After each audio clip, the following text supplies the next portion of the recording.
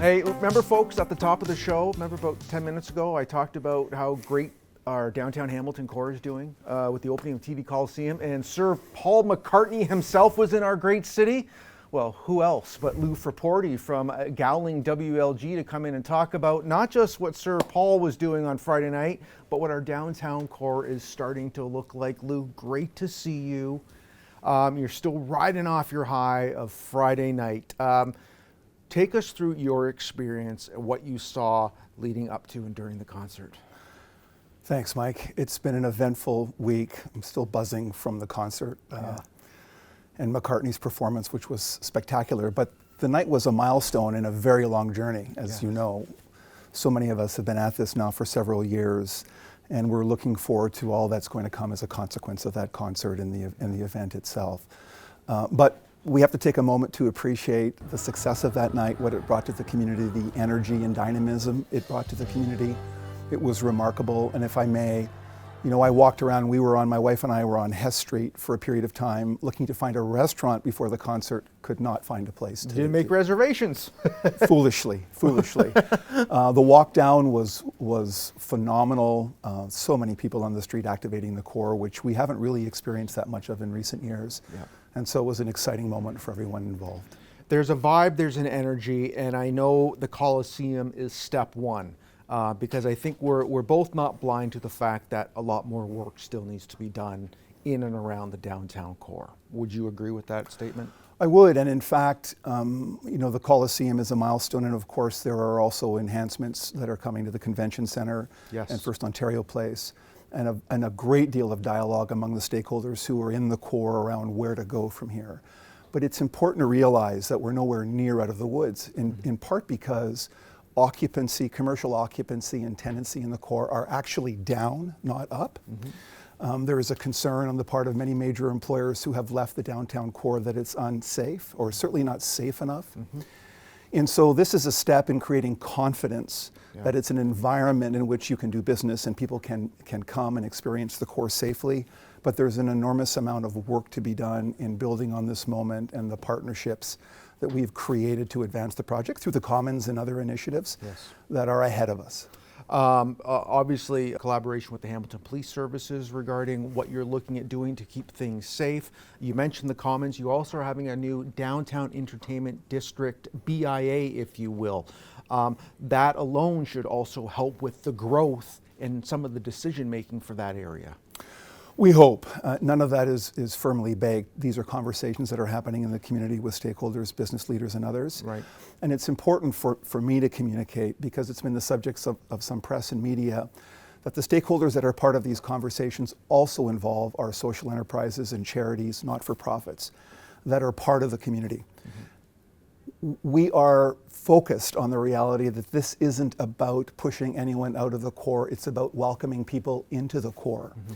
And one of the things that I think is not clearly enough communicated is that the investments that we hope this will recruit, the partners and commercial players that we hope it will bring in, will enhance the ability of the city to have the resources that are necessary to help address a variety of the other issues that are confronting us.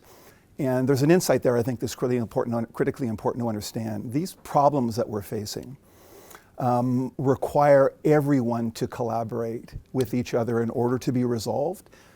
The city itself doesn't have the ability to address all of these ills in isolation.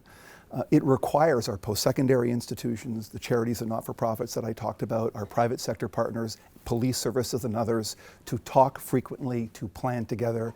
And that's been at the heart of all the work that we've been doing. And safety and security, which is at the top of mind, I think, for all of us, is, I think, a critical consideration.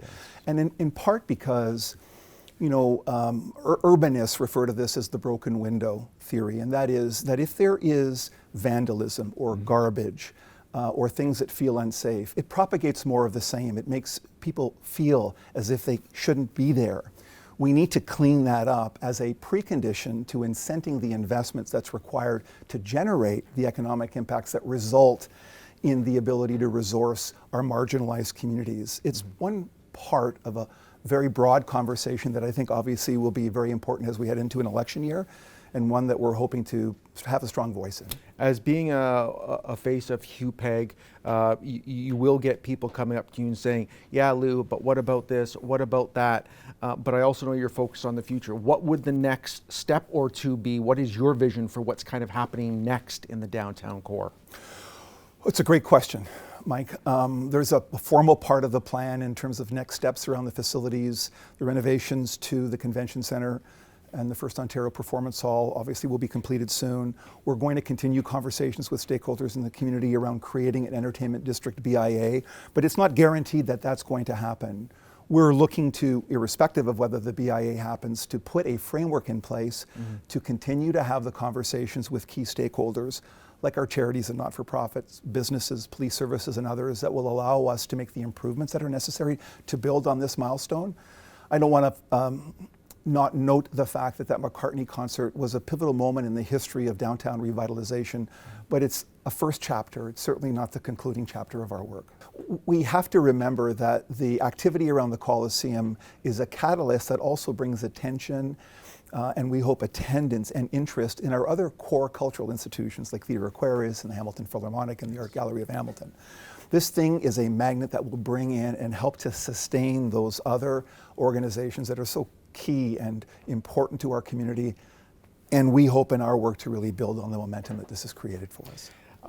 Lou, as always, thank you for your time. Thank you for what you have done, along with the other team members that you have put yourself around with. We know the Mercantis are involved, the Oakview Group, so on. The list goes on and on.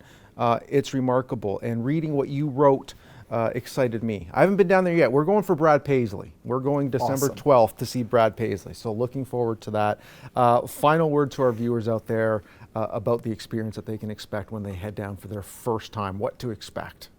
Well, it's what you wouldn't expect that I think is going to be so impactful. Yeah. And I'm interested to read and hear about the stories of all the people who come and have incredible experiences there as we go forward. I'm sure social media was blowing up and it will continue to blow up. So thank you for the work that the whole HUPEG group is putting together at this point. Thank you.